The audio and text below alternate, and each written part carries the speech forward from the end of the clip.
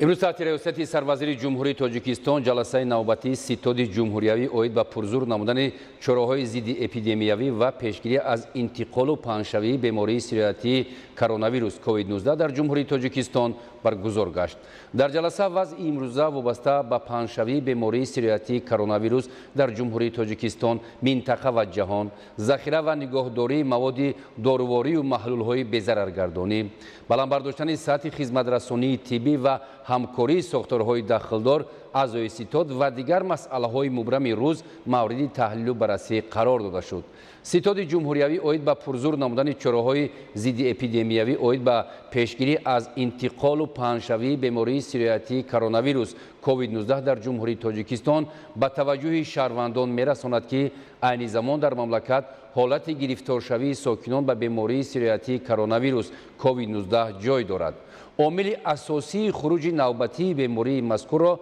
متخصصان در بی‌توجهی، رعایت نکردن مهلت معین شده برای خودمحافظتی شهروندان مملکت که از خارج کشور برگشته بودند، استفاده نکردن نقاب و دیگر توصیه ها ارزیابی میکنند. وابسته به این از هر یک ساکن مملکت قطعاً رعایت نمودن توصیه متخصصان ساحه، به ضرورت گشت و گذار نکردن، استفاده نقاب در جایهای جمعیتی و موادهای بی‌ضررگردانی طلب کرده می شود. بار دیگر به توجه شهروندان رسانیده می شود که تنها با راه رعایت توصیه متخصصان ساحه طب و جانبداری ساکنان می توان از سرایت‌یابی به دلخواه بیماری خود را حفظ نمود. تاکید گردید که متاسفانه وقت‌های اخیر در قلمرو جمهوری تاجیکستان ساکنان نسبت به پنهشوی این بیماری به اهمیتی ظاهر می‌کنند که این می‌تواند باعث از نو خروج کردن آن گردد. مورد ذکر است که با سبب خروج نوبتی بیماری سیریاتی کرونا ویروس کووید 19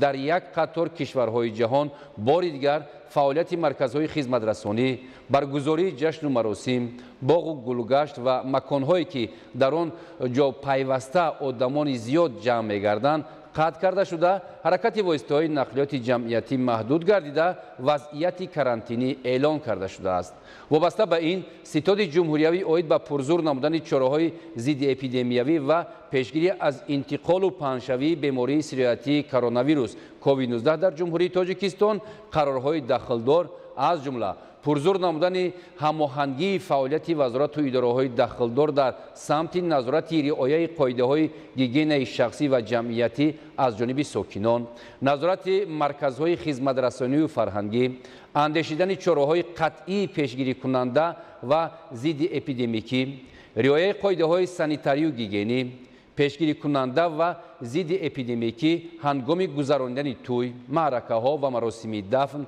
همچنین با مقصد پیشگیری پنهشوی بیماری سیریاتی کرونا ویروس کووید 19 اندیشیدن چاره‌های ضروری هنگام انجام دادن پروازهای بین المللی را قبول نمود.